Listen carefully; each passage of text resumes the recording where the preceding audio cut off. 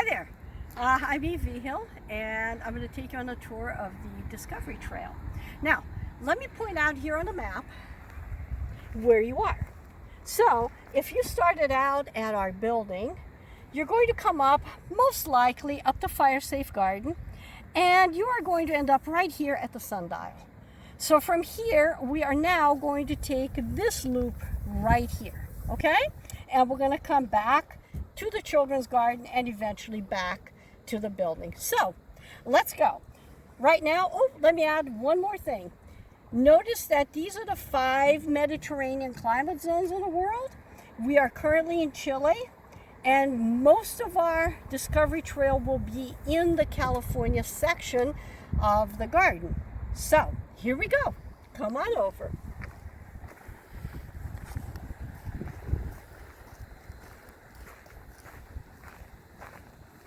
So the palms that you see here are the Chilean wine palms. Now, maybe someday they will fruit, and maybe someday we can make wine out of them, but they're very, very slow growing. So it's going to be a little while before we can make wine out of them. All right, back up on the trail.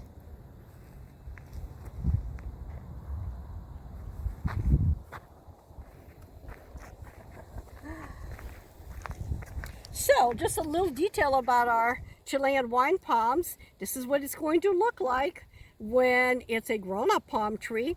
And notice here, at 40 years old, they produce flowers, edible fruit, and nuts. And the nuts taste like coconuts. So, and of course, people make wine out of everything, including Chilean wine palms.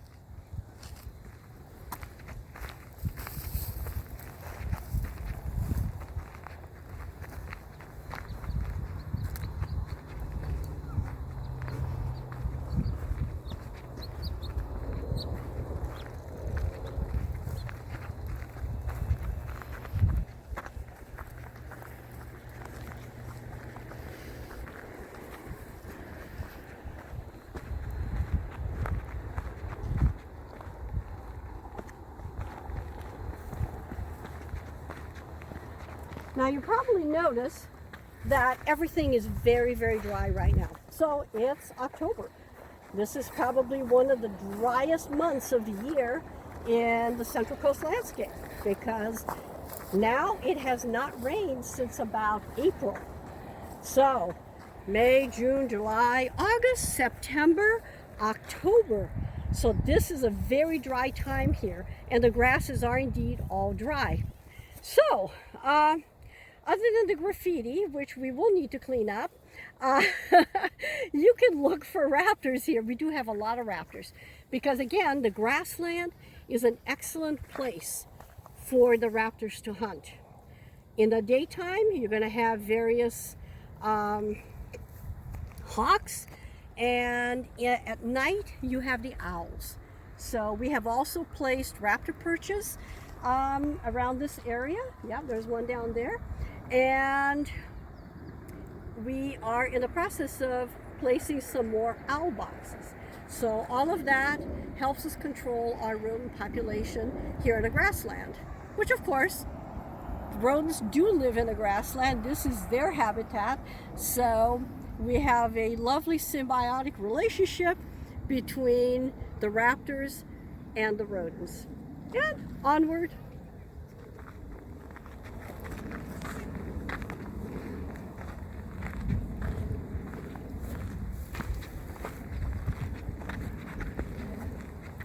Now you want to take in the views. To our left is Dairy Creek Golf Course. And way beyond is Hollister Peak. And in the fog right now, you won't be able to see it, are the 3 stacks of the Morro Bay power plant, and therefore also the ocean. So you're beginning to see some really interesting views from up here.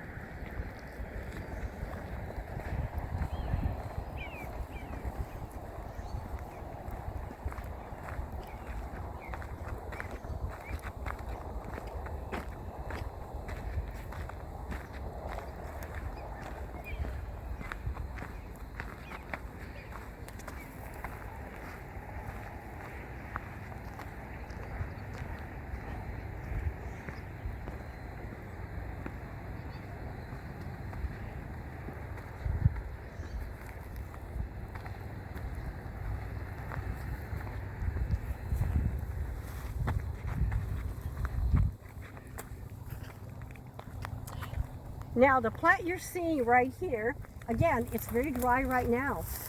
This is Artemisia Californica, also known as wormwood. Whoops. And that is Coyote Brush. The green one is Coyote Brush, and the one that's really currently very brown is the Artemisia, the wormwood. So these are both plants that are very well adapted to this climate. And they look dead, but no, they are not. They are simply summer dormant.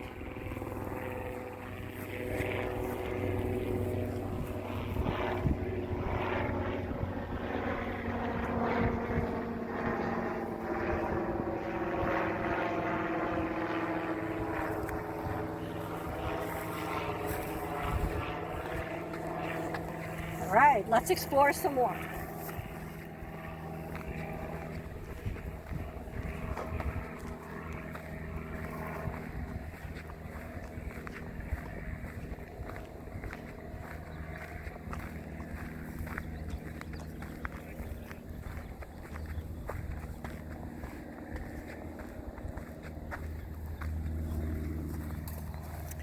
So, invasive plants.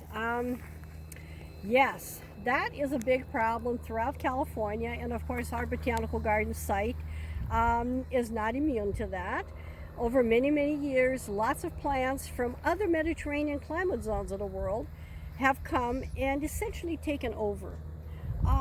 One small detail that not everyone knows is that 99% of California's grasslands have been taken over by invasive annual grasses, primarily from the European Mediterranean area.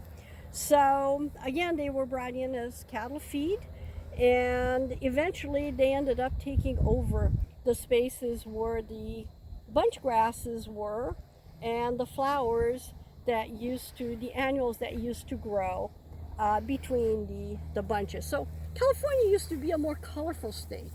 And now with the annual grasses, it's a lovely, very green state in the winter and the spring.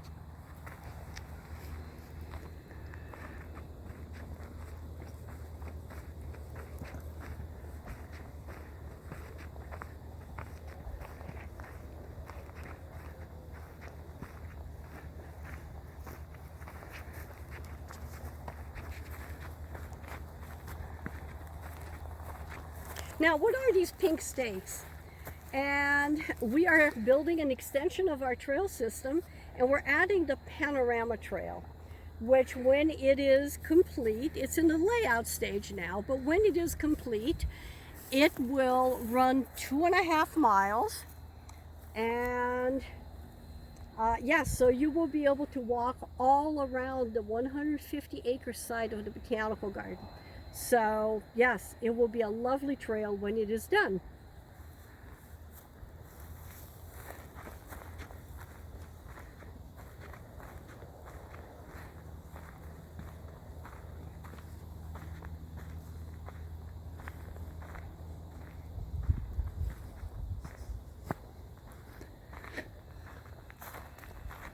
Now, just to give you a sense of how big 150 acres are, if you take a look at the people walking up on that ridge, way up there, you can see how small the people are. This gives you a little bit of a perspective on the size of the botanical garden site. And what you're looking at, this hillier part of our site, is the California section. So this is where most of our plant communities, well, all of our California plant communities that we will be displaying in a garden, this is where they will be planted. With our very first effort this year is extending our oak woodland.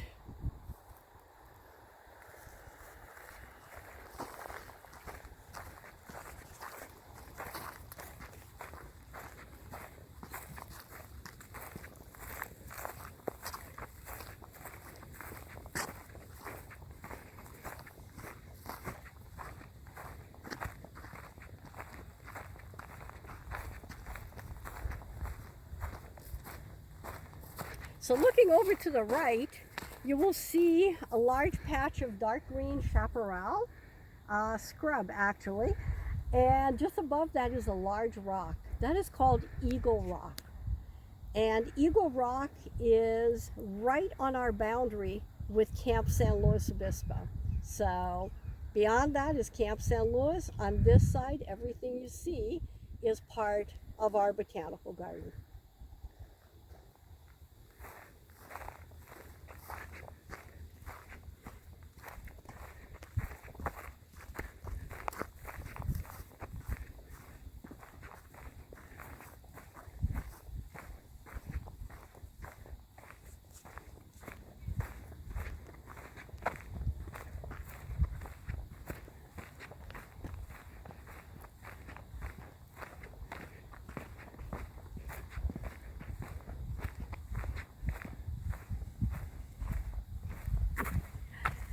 Well,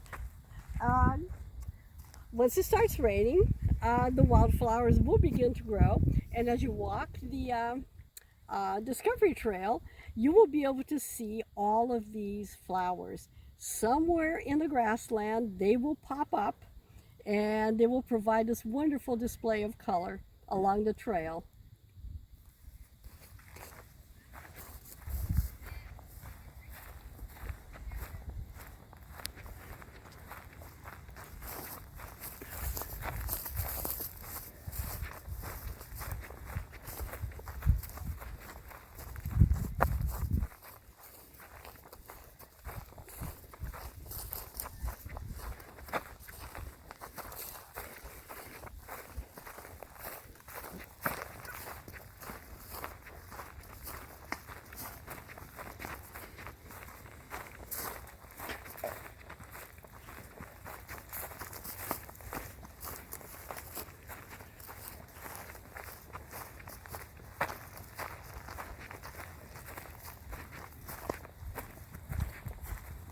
Right. Oh, soap plant.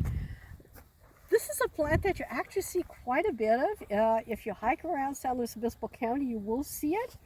This is Chlorogallum pomeridianum, and it has this very large bulb just covered in fibers. And the local Shumash used to use them as soap. Just like we have detergent to wash our dishes, or we have shampoo to wash our hair. This is what they use for soap.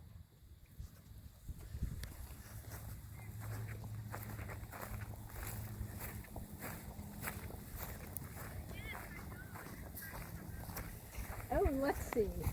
Are we going this way? Let's go down to the trees. Okay, shall we go down to the trees? That's the official Discovery Trail loop, right?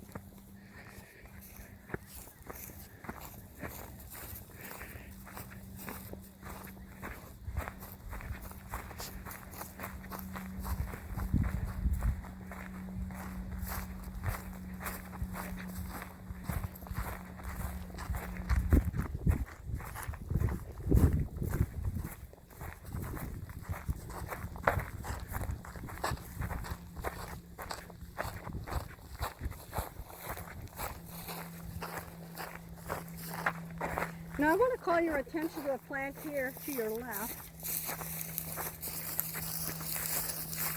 This is an introduced invasive weed. It's a thistle, and you can see how high it is. You can compare it to me. It's, well, I'm a grand total of 5 feet tall, so you can see that these things are almost 4 feet.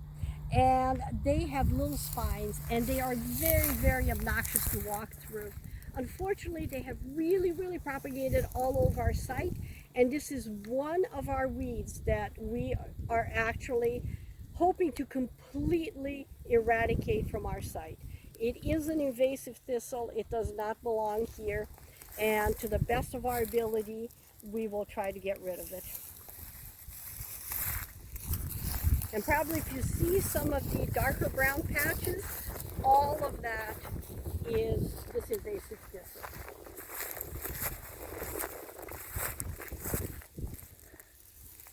All right, that's not the invasive thistle. Oh. But over there. My see mistake. all of the up there on the lower hillside, all of those darker patches, those are all the thistle. So we're now coming close to our creek. And you notice all of a sudden things are a lot greener. The effect of water. It matters.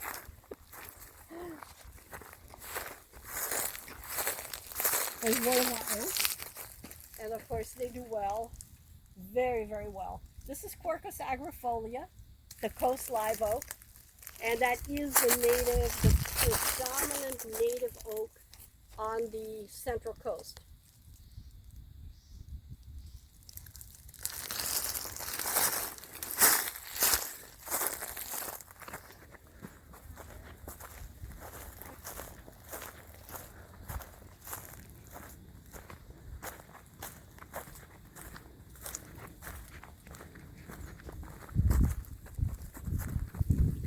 All right, so now here is where the serious uphill portion of the trail starts.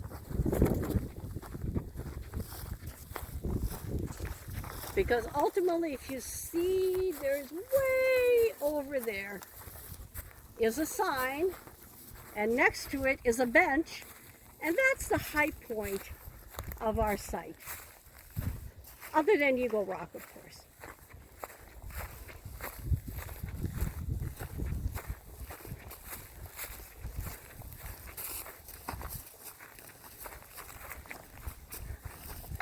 So yeah, this is a steep grade here, and it will be steep until we get to the top of the ridge.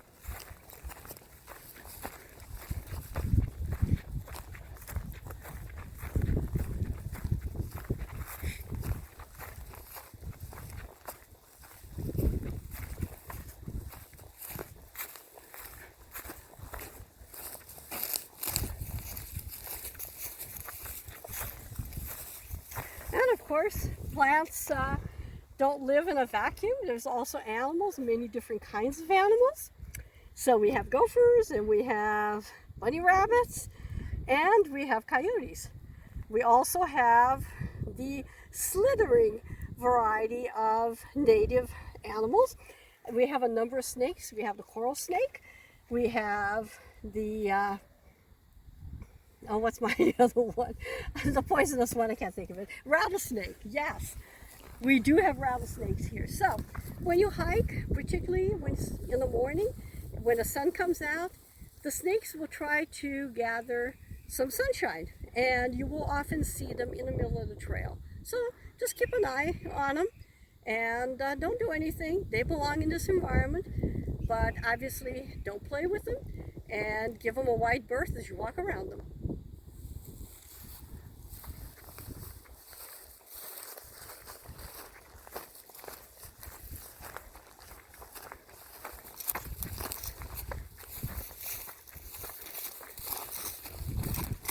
Up we go.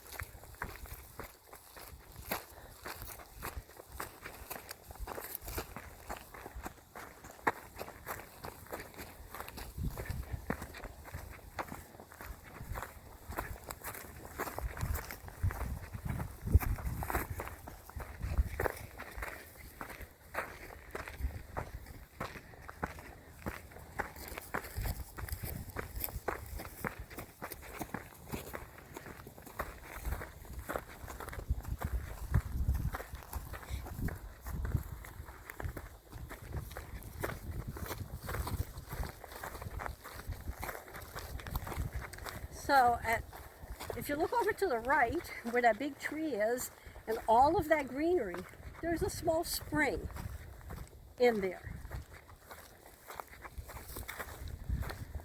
Oh, here we're talking about the reptiles. Here we are. So the California king snake, it wasn't coral snake, it was king snake. I may have misspoken. The gopher snake, very, very common here. And our western rattlesnake. And the blue-bellied lizard. Very, very common. Love those little lizards. So, yep. This is Coyote Brush. Also very, very common in this environment.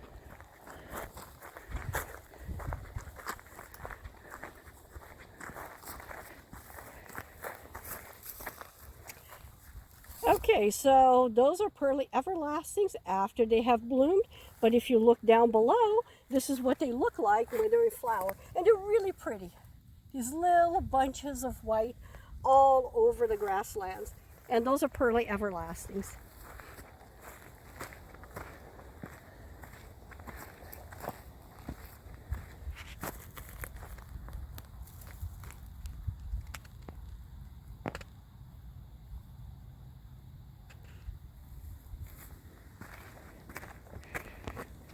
Oops, watch your step, rocks.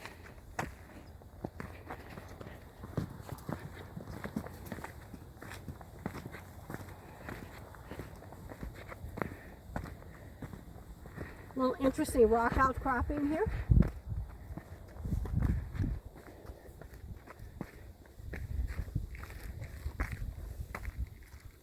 Yep, lichen.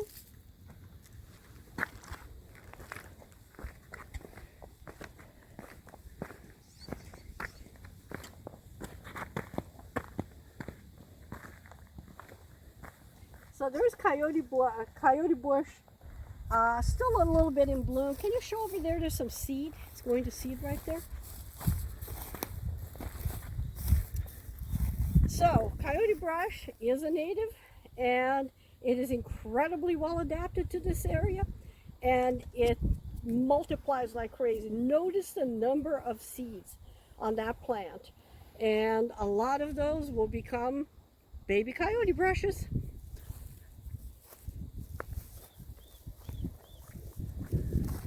Which, by the by, you can always tell what animals are here, and this is coyote scat. So it's always a way to find out who your neighbors are.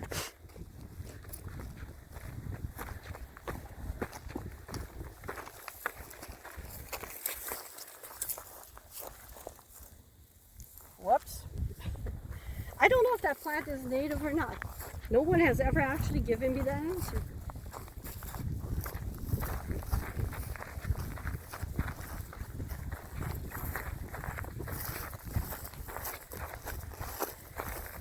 So now we're getting into the really pretty part. Just some amazing views from up here.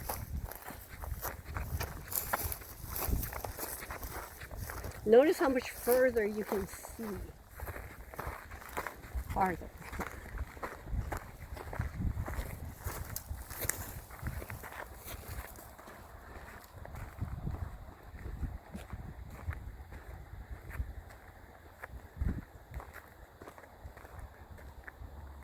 Now let's highlight some of these rocks that we see here. You know, as we develop the botanical garden, we will attempt to protect all of the native rocks that exist here. All of those beautiful lichens that grow on them, all of that will be protected. And other things may grow around them, but we are planning on being very careful with our existing native rocks.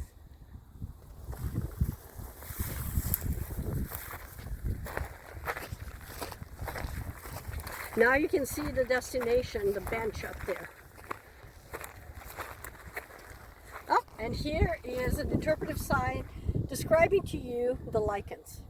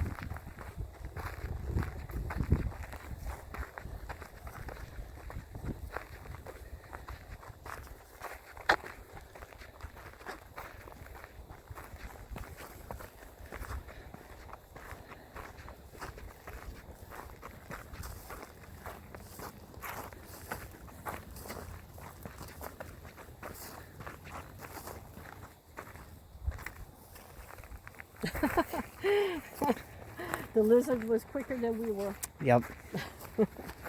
So hard to get the little residents. Absolutely. You know, and these are probably all gopher holes, but other animals will use them as well. And the lizards use them as protection. They go underground.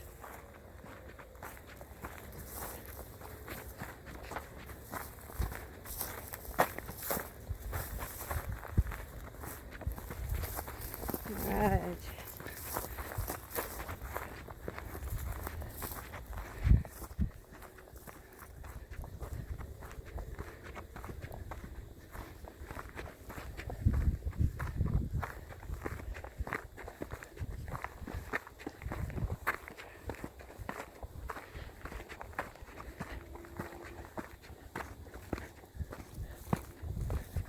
Yeah, you can see Eagle Rock from a different direction there.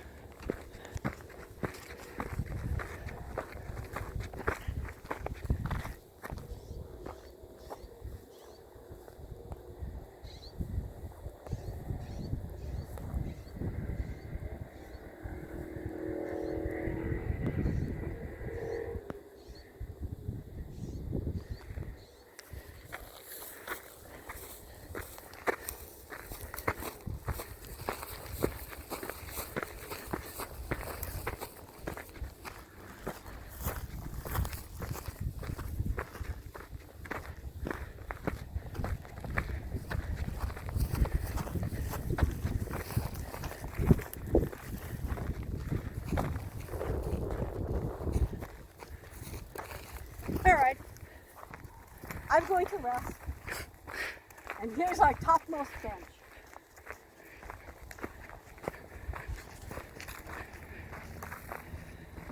Ah, the good life.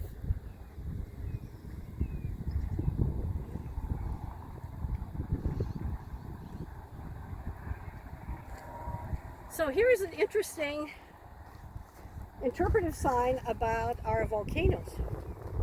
What you're seeing in front of us, all of these tall peaks, and I think from here we can see 5 of them. These are all extinct volcanoes.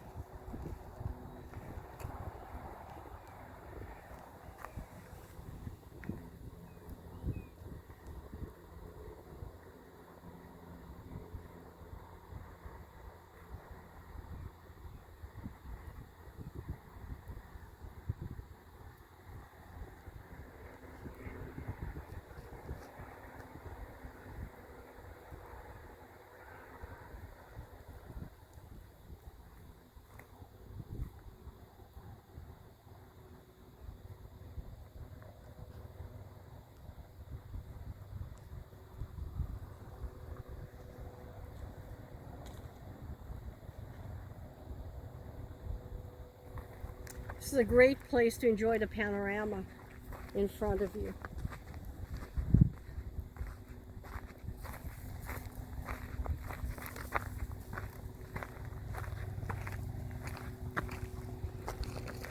Now, let's talk about plant communities. When the botanical garden is finally built out and all of our plants are in, our plantings in the 5 Mediterranean climate zones, we will be planting them by plant communities. So we will plant plants together that naturally grow together, and that's a plant community. For example, grassland. There's certain plants that grow in grasslands. Another example is the oak woodland. Certain plants grow in the oak woodland, and sometimes they mix, most of the times they do not. So that is the concept of plant communities, plants that naturally grow together. And this is what we will be emphasizing here at the San Luis Obispo Botanical Garden.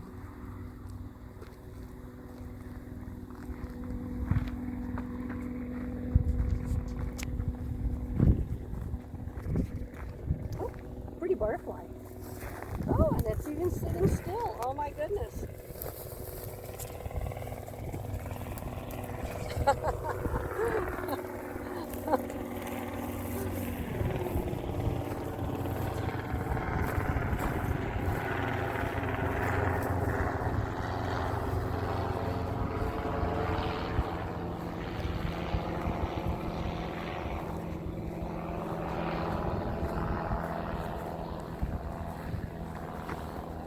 So from here, it's all downhill now. First we've come all the way up, and now it's time to descend. And if you're a trail runner, you might be interested in doing this trail the opposite direction. This way down is kind of narrow, has a lot of switchbacks, uneven terrain, but the downhill run on the other end is really fun. Spoken like a true trail runner. And sometimes videographer. Amateur.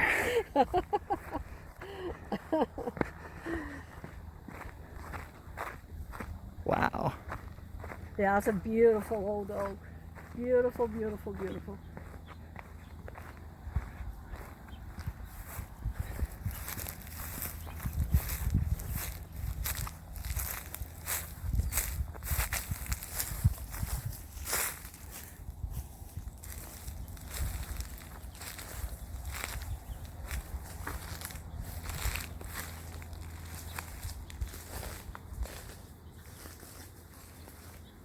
The temperatures probably must have dropped at least 5 degrees just by us walking into the canopy of the oak.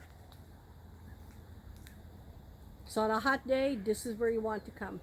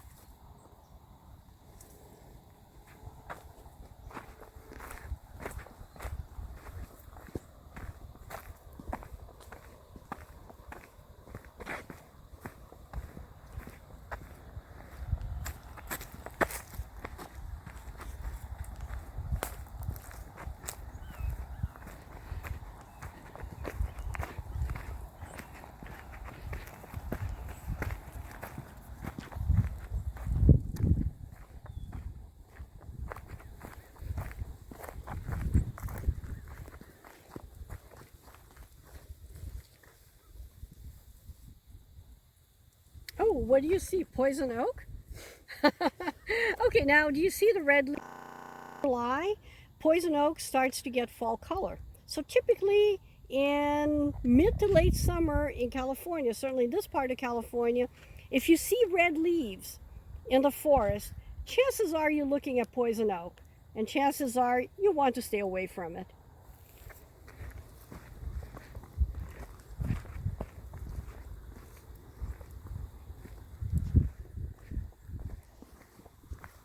So we're walking through a little bit of chaparral here. Notice that the plants are not quite head height here, so they're probably about 4 to 5 feet tall.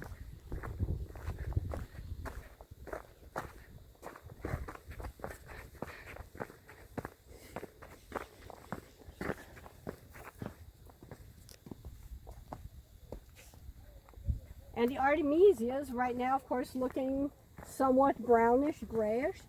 They will actually have a very beautiful blue-gray color. Their leaves are going to be very soft and very beautifully blue-green. So, but this is their late summer color before the rains start.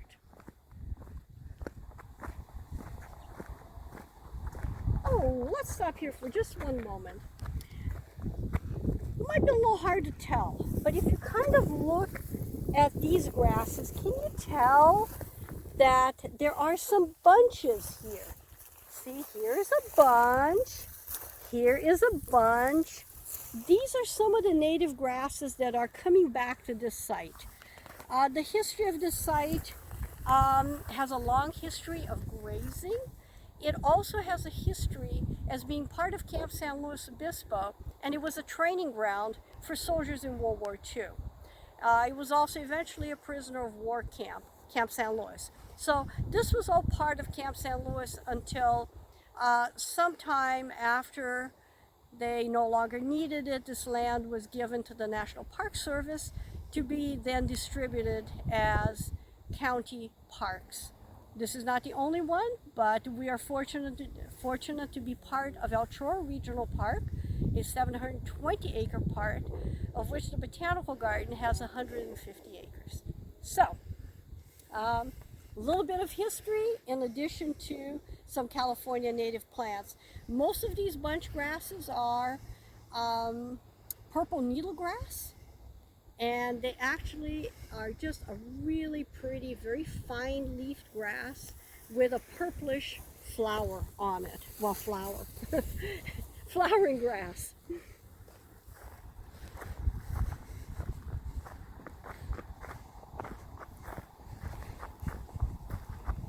So now that we're here, you can see the panorama going off to the left all the way. We have about, what would you say here? Probably 300-degree view from up here.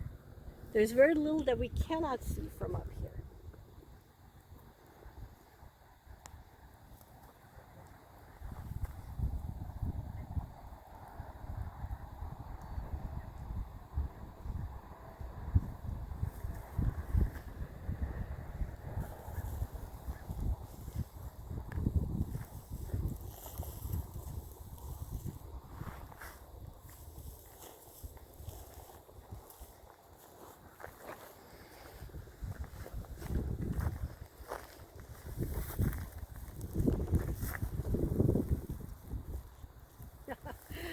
Okay, I should probably explain this.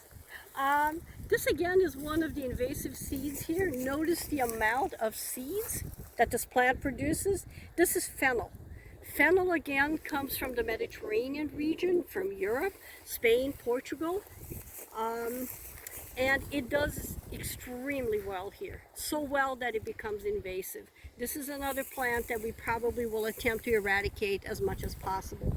It has spread very widely on this 150 acres.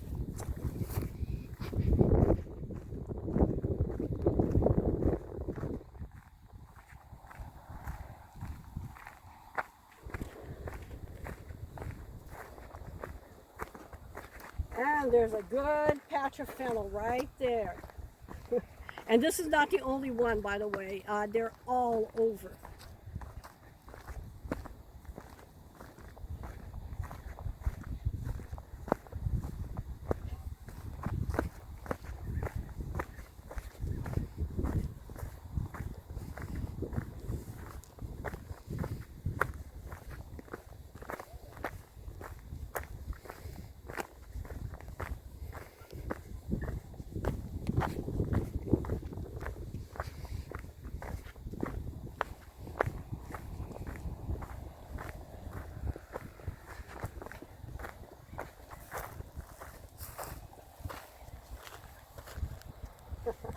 Sticky monkey flowers, look for them in late spring and early summer.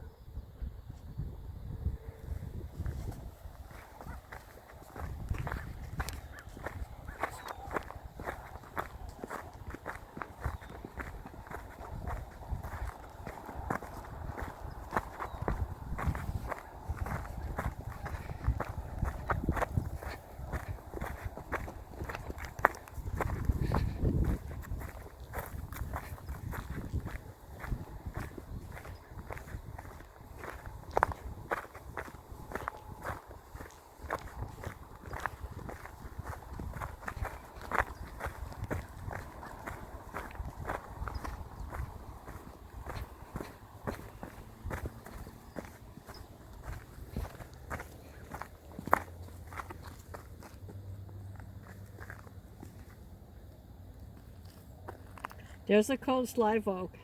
Very, very important in Chumash culture.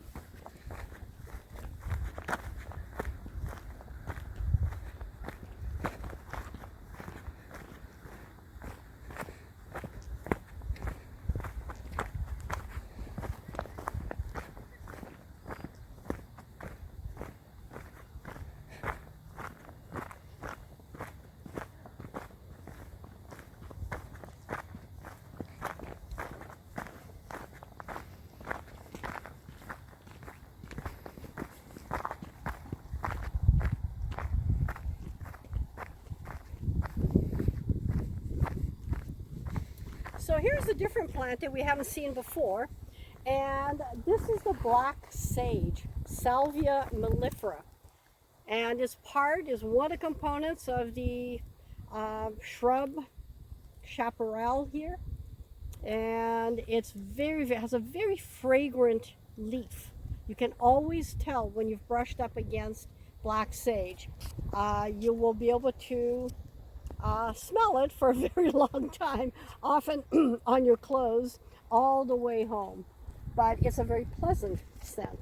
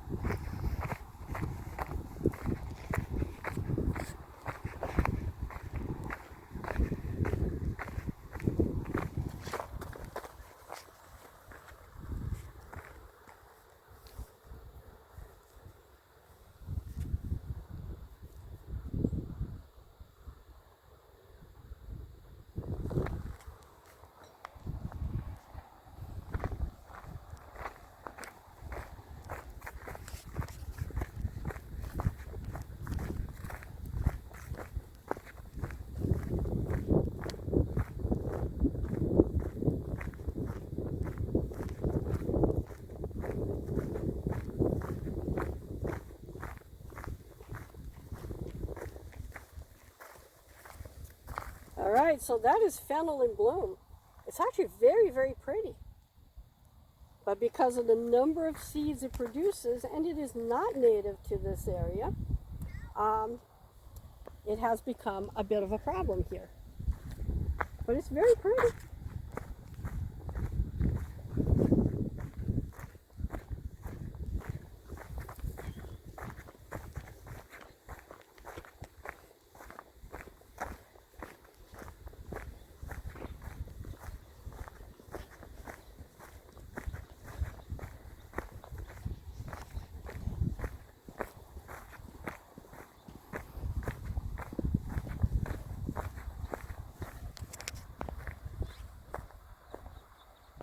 Nope, there's one of our raptors, isn't it? I think so.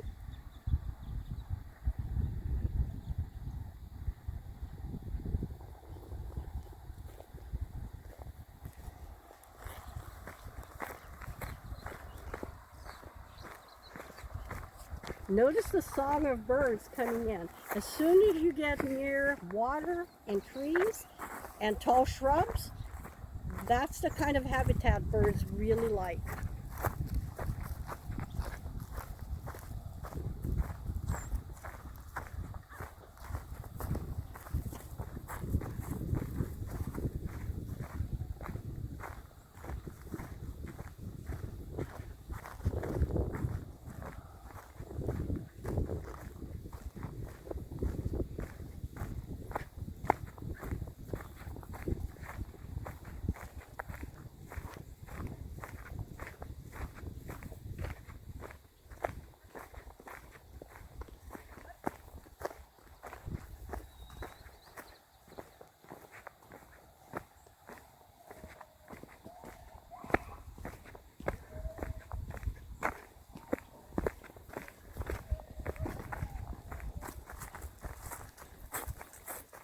So we're now coming into our newest area. This is called the Weaving and Restoration Garden. And eventually it will be used as an outdoor classroom. And it's surrounded by wonderful plantings of California native plants. Many are still small, but as they grow, they will be absolutely beautiful.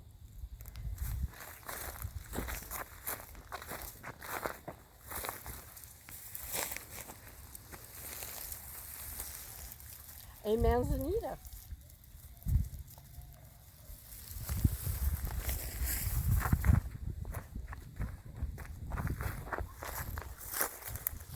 Another manzanita.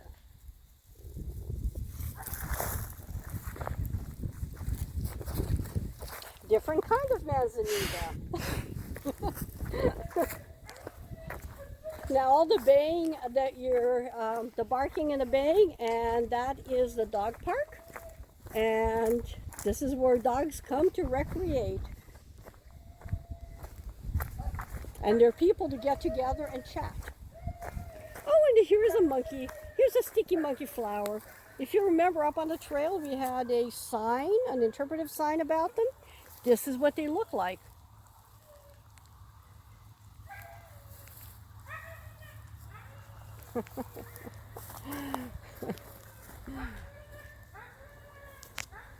An overly eager dog. Just excited to be out. Aren't we all? I'm very excited. Very excited.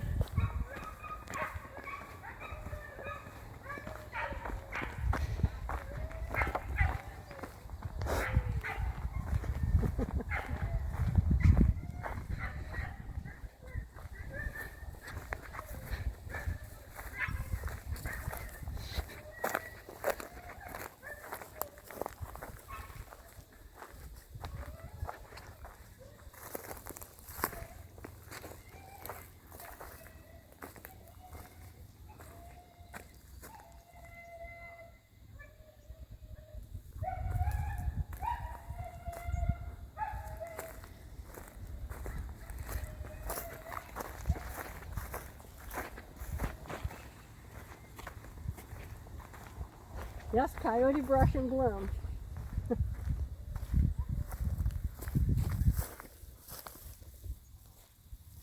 Yeah, this is another California native, Eriogonum fasciculatum.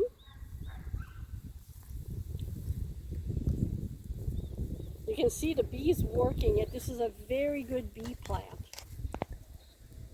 And remember that bees pretty much all over the world, but certainly in the United States and in California, bees are having a hard time. So planting these types of plants that are very good for bees is highly recommended if you have the space for them.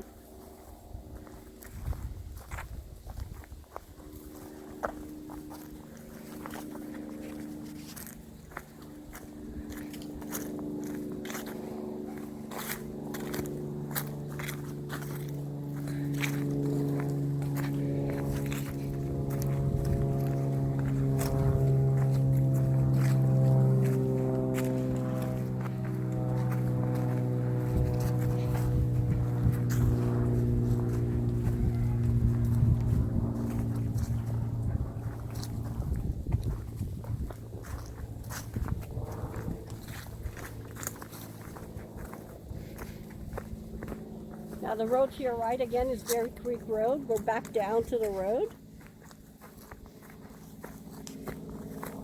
In front of us is a sycamore.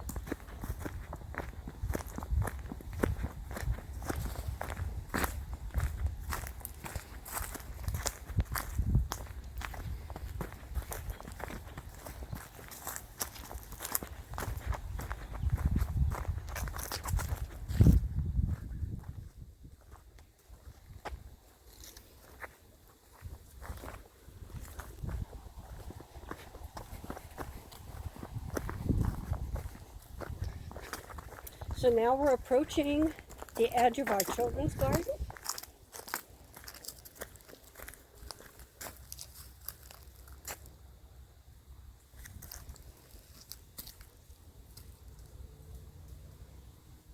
Poison oak, leaves of 3, let it be.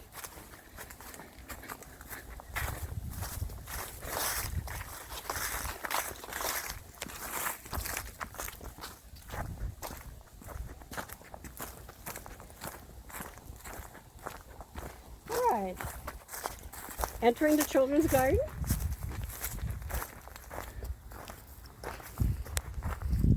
And now we have just completed the loop of the Discovery Trail.